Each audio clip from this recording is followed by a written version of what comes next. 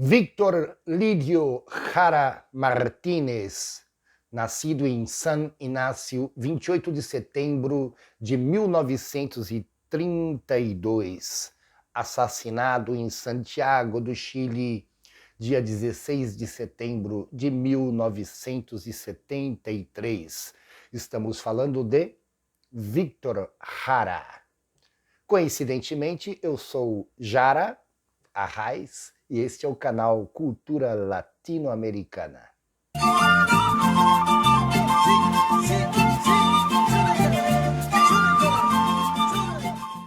Líbranos de aquel que nos domina en la miseria.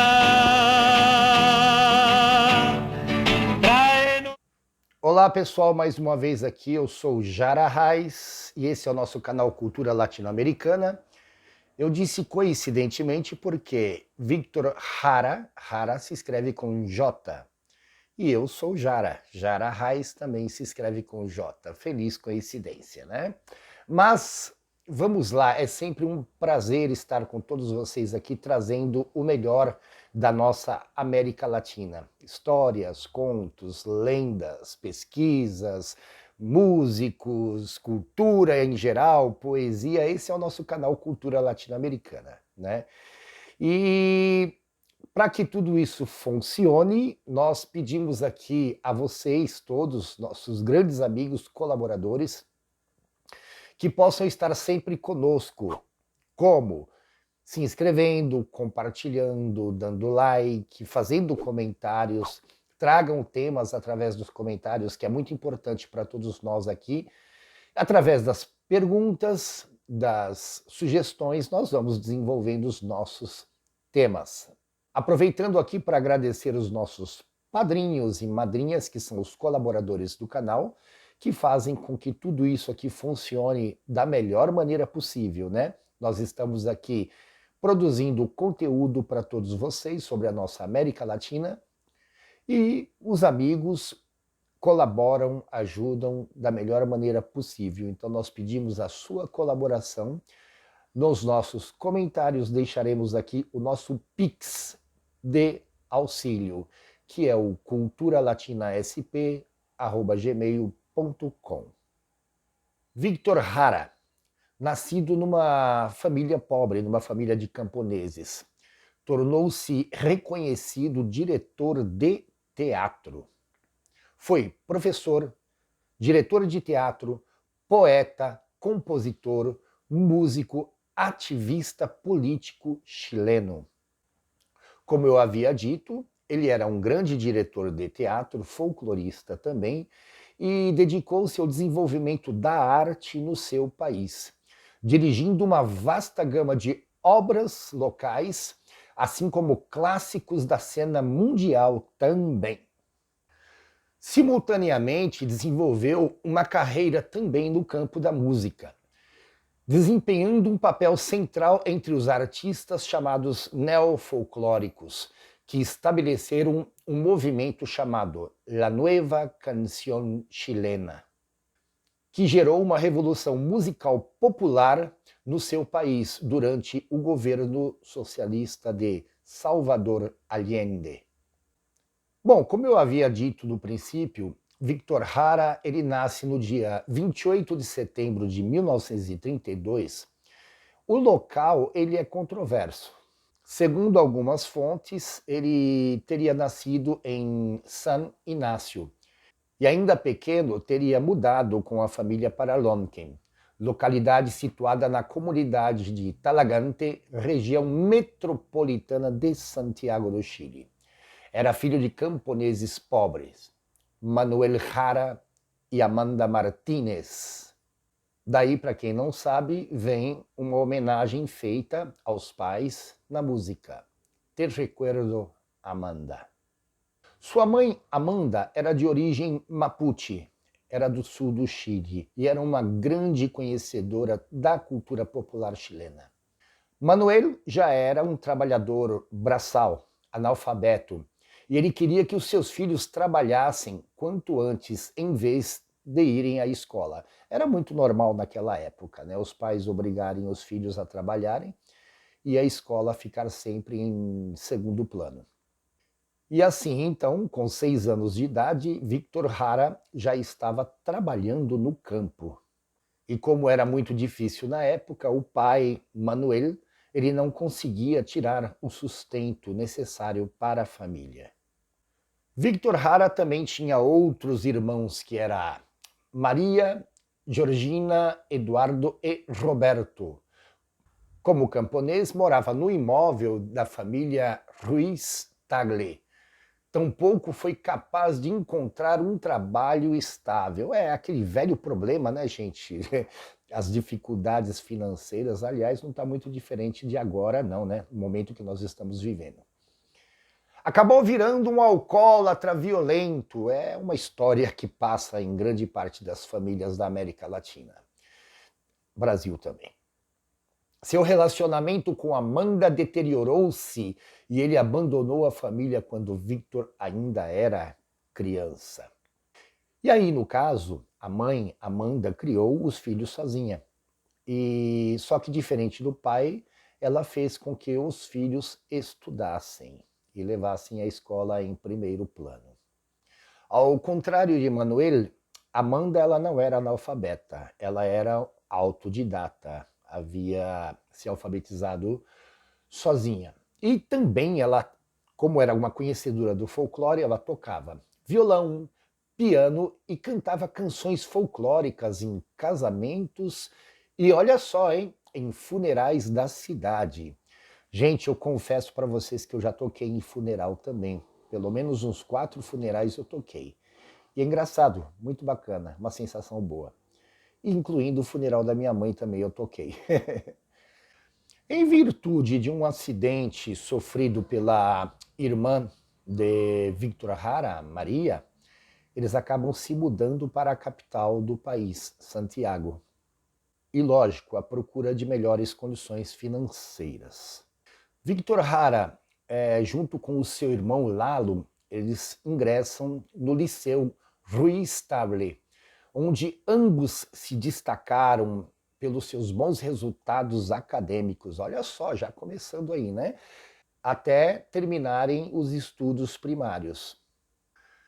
Bom, o violão da mãe, Amanda, acaba influenciando Victor Jara a seguir esse caminho, o caminho da música, o caminho da arte, né? Junto com um velho amigo, Omar Pulgar. Bom, depois de uma vasta caminhada de trabalho, de estudos, Victor Jara também acabou tentando fazer o seminário e, passando um tempo, aos 21 anos, ele entra na Universidade do Chile, participando na montagem de Carmina Burana e começando assim o seu trabalho de pesquisa e compilação folclórica. 3 anos mais tarde, ele faz parte da companhia de teatro e começa a estudar atuação e direção na Escola do Teatro da Universidade do Chile. Em 1957, ele passa a fazer parte do grupo de cantos de danças folclóricas chilenas, chamado Cuncumen, onde conhece a nossa grande Violeta Parra, que o encoraja a continuar, né, na profissão, a continuar no folclore. Com 27 anos de idade, em 1959, dirige sua primeira obra de teatro, Parecido a la Felicidad, encenando-a por vários países latino-americanos.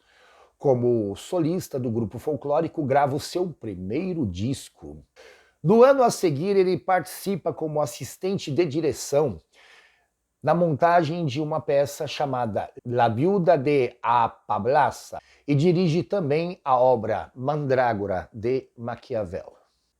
Em 1961, como diretor artístico do grupo Cuncumen, eles fazem uma viagem para Holanda, França, União Soviética, Tchecoslováquia, Polônia, Romênia e Bulgária, numa grande turnê. E também em 61 ele compõe a sua primeira composição, Paloma Quiero Cantarte. Bom, depois de muito atuar como professor, como diretor de teatro, como escritor também, e ao mesmo tempo folclorista e poeta, ele passa a fazer parte de um grande grupo musical, também como diretor artístico, o grupo Quilapayún, de 1966 até 1969. Em 1970, ele passa a ser solista em La Peña de los Parras. Penha, para quem não sabe, gente, é traduzido como encontro de amigos, seria um termo mapuche. E as penhas eram geralmente casas artísticas, como uma espécie de bar cultural, né? E nesse bar acontecia de tudo, desde música, poesia, arte. Talvez para a gente ter uma ideia hoje, seria um sarau. Já participei de vários em bares, em restaurantes, né? E acaba se tornando uma casa cultural. Então é chamado de penha, que seria encontro de amigos. E temos muitas penhas famosas, como a própria Penha de los Parras, a Penha de Valderrama, em Buenos Aires, Los Laureles, que é a penha mais antiga de Buenos Aires, e assim por diante. Em 1966, ele grava o seu primeiro LP, Victor Jara, editado por Arena, pela EMI Odeon. Grava no ano seguinte os LPs Victor Jara e Canciones Folclóricas de América, com nada mais, nada menos que Quilapayún. Continua o trabalho como diretor teatral e monta novamente La Remolienda, uma peça que ele havia montado no passado, premiado pela crítica graças à direção. Victor Jara tem um imenso trabalho como diretor teatral, como professor, como poeta, como músico, como cantor folclorista. As suas obras geralmente falavam sobre a terra, sobre o trabalhador, sobre o trabalho, sobre os direitos do trabalhador, tornando-se então praticamente a voz, né? A voz dos oprimidos, a voz do operário, a voz do trabalhador em geral, com as suas canções e obras. Em 1973, na época, o governo era do presidente Salvador Allende, que foi o presidente eleito pelo povo democraticamente, e um governo voltado para as necessidades do pobre, para as necessidades do povo, ocorre o chamado golpe militar na época. Esse golpe ele se dá exatamente no dia 11 de setembro de 1973, em Santiago. O golpe ele é promovido, tem toda uma história em torno desse golpe, que eu prometo que eu vou fazer um vídeo especificamente explicando toda essa situação desagradável que ocorreu no Chile em 73. Aliás, isso é um assunto que dá pano para manga, né? Porque às vezes dá a impressão que o passado volta à tona sempre, né? Mas ali naquele dia 11 de setembro, com a tomada do governo, Victor Jara ele é preso. Ele é preso junto com um grupo enorme de ativistas, não só ativistas políticos, como poetas, sociólogos, né? Geralmente pessoas que também lutavam pelo trabalhador, lutavam pelo povo e lutavam pelos direitos humanos. E ali ele é preso. E preso, ele é torturado, né? Então isso é uma coisa que é muito comum nas histórias que nós conhecemos sobre as ditaduras, né? Aqui no Brasil nós tivemos um período horrível de pessoas que foram torturadas, massacradas, famílias que foram separadas. Nós temos a ditadura militar na Argentina, que outro dia eu fiz um estudo em torno e eu fiquei horrorizado, né? E também, no caso, a ditadura chilena, que é o que nós estamos falando agora nesse momento. E para variar, né, gente, como eu sempre falo, né, parece que eu insisto nesse assunto, né?